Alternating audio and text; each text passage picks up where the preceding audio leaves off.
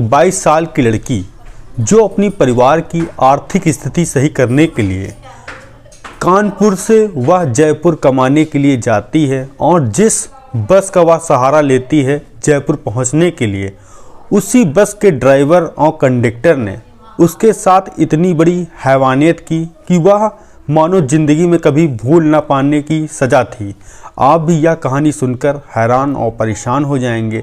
आखिर उस लड़की के साथ ऐसा क्या हुआ और यह घटना क्यों घटित हुई। नमस्कार, मेरा नाम रवि है। मैं आशा उम्मीद करता हूँ आप लोग बहुत अच्छे होंगे और जहाँ कहीं भी होंगे सुरक्षित होंगे। आप लोगों से अपील ये है, जो हमारे भाइयों और बहन वीडियो देखें उसको लाइक कमेंट आप ज़रूर करें, जैसा कि हमें बहुत ही अच्छा लगे और बहुत ही प्यारा लगे। आइए यह कहानी शुरू करते हैं। यह सच्ची घटना है। उत्तर प्रदेश में एक ज़िला है उन्नाव। उन्नाव के पास एक थाना है जिसका नाम है महवारा थाना। उसी के पास एक गांव है। इस लड़की की कहानी में हम उसका नाम काल्पनिक रखेंगे। जो काल्पनिक नाम है वह नाम है गीता। गीता जिसकी 22 साल की उम्र और अपने माता पिता और एक छोटी बहन के साथ उसी गांव में रहती थी। क्योंकि परिवार की हालत बहुत ही ख़राब थी। मानो कि यह था कि जब काम पिता करते या माता करते तभी खाना उन लोगों को प्राप्त होता, तभी उनका घर चल पाता। जो पिता थे वो ईंटे के भट्ठे में जो कि ईंटा बनाने का काम किया करते, और जो उनकी माता थी वह खेतों में मजदूरी करके अपने परिवार का, अपनी बेटियों का पालन पोषण कर रही थी। जो उनकी बड़ी बेटी जो गीता, जिसकी पढ़ने की उम्र में, और उसने देखा माता पिता इतना संघर्ष कर रहे हैं, जो मेहनत करके खाने के लिए लाते हैं, और उसने पढ़ाई अपनी छोड़ दी क्योंकि आर्थिक हालत बहुत ही ख़राब थे। अब उसने सोचा क्यों ना मैं भी अपने माता पिता की सहायता करूं और मैं भी कोई ऐसा काम करूं जिससे कि आगे का जो हमारा समय है वो अच्छा हो जाए। और एक बात ये भी थी, जो गीता थी उसकी शादी की बात भी घर में चलती थी, माता पिता करते थे। उस बात को लेकर भी गीता बहुत ही हैरान थी कि जो शादी बारात होगी तो उसमें भी पैसे कहाँ से जुटाए जाएंगे और हम लोग की सहायता ऐसे कौन करेगा। जो छोटी उसकी बहन थी वह पढ़ रही थी, जो कि 8वीं क्लास में थी। तभी गीता ने अपनी माँ से कहा, क्योंकि जो गीता थी उसके नाना नानी के घर जयपुर में था। उसने अपनी माँ से कहा कि मामा से बात करो, जो कि जयपुर में एक कपड़े की दुकान में काम करते हैं, क्या पता वहाँ मेरे लायक ऐसा कोई काम हो जो मैं कर सकूं। जो गीता की माँ अपने भाई को फ़ोन मिलाती हैं, कहती हैं गीता को ऐसी कोई नौकरी हो जिससे वह अपना आगे फ्यूचर सही कर सके, जैसा कि हम लोगों का जो समस्याएं हैं वो हल हो सकें। तभी उसके मामा कहते हैं ठीक है, जहाँ मैं नौकरी करता हूँ वहाँ मैंने बात गीता के लिए किया है, और यहाँ कढ़ाई और सिलाई का काम है जो कि सीख लेगी, वह अपने गांव में जाकर करेगी, जिससे उसको 2 पैसे मिलेंगे, जिससे उसको और अच्छा होगा। तभी फिर गीता अपनी माँ को बताती है और कहती है माँ ठीक है, मैं मामा के घर जयपुर जाऊँगी। माँ मान जाती है। अब तारीख आती है 9 दिसंबर 2023। अब गीता को जाना था जयपुर। पहले ट्रेन में क्या होता है कि रिजर्वेशन करवाना पड़ता है, टाइम लेना पड़ता है, जिसमें 1-2 महीना लगता है। तो उसने सोचा क्यों ना मैं बस का सहारा लूं और जल्दी पहुंच जाऊं, और जैसा कि मामा ने वहां बात किया है मैं जल्दी से अपनी नौकरी ज्वाइन कर लूं। तभी वह देखती है ऑनलाइन साइट पे प्राइवेट बस जो कानपुर से जयपुर तक जाती है। तो वह एक जयपुर का टिकट सेलेक्ट करती है और उसमें कंफर्म करती है, क्योंकि बैठने वाला टिकट था, क्योंकि वह इसके पास इतने पैसे नहीं थे वह स्लीपर लेटने वाला सीट करा सके। अब 9 तारीख हो चुकी थी और रात का समय हो रहा था 7 बजे।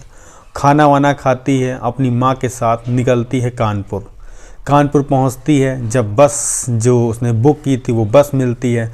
बस में उसकी माँ बैठाल देती है और कहती है बेटा रास्ते में लंबा है और अपना ख्याल रखना, और पहुंच जाना तो फ़ोन करना।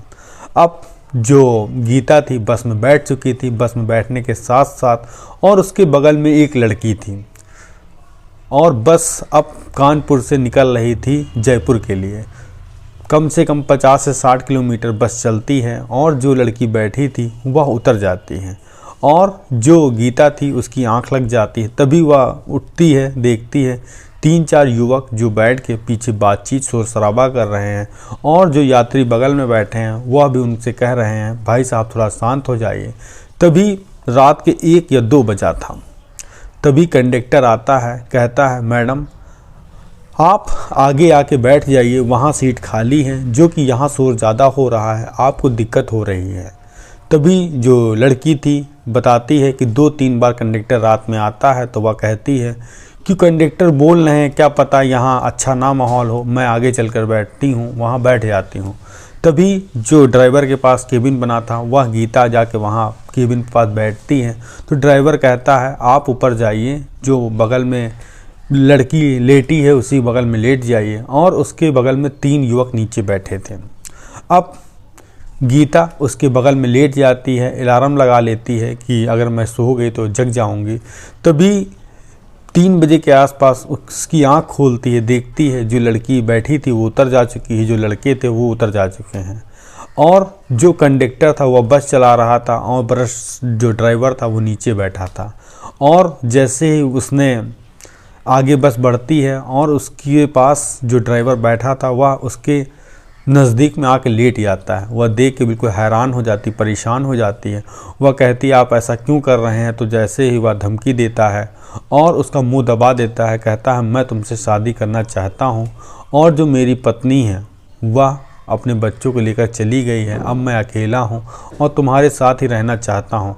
उस गीता के साथ उस ड्राइवर ने उसके साथ शारीरिक संबंध बनाए। जब जाना की आवाज़ आ रही है तो जो कंडक्टर बस चला रहा था उसने इतना तेज म्यूज़िक कर दिया कि मानो उसकी आवाज़ उस केबिन के अलावा बाहर गूंज नहीं रही थी। जो बाहर यात्री अंदर बस में बैठे थे उन तक नहीं पहुंच रही थी। उसने इस घटना को बस के अंदर अंजाम दिया और किसी को कुछ पता ही न चल पाया। उसके बाद वह फिर से कंटिन्यू बस में आ गया और वह लड़की जो गीता बिल्कुल सहम गई, बिल्कुल परेशान हो गई और बिल्कुल आश्चर्यचकित हो गई कि आखिर उसके साथ इतनी बड़ी घटना कैसे घटित हो गई। और उसने सोचा कि यह बात मैं कैसे बताऊं।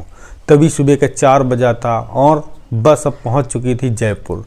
तभी उसने जयपुर से पहुंचने से पहले जो यात्री पीछे बैठे थे, जब उसने जाकर अपनी पूरी आपबीती बताई तो जो यात्री बैठे थे मानो वो आग बबूला हो गए।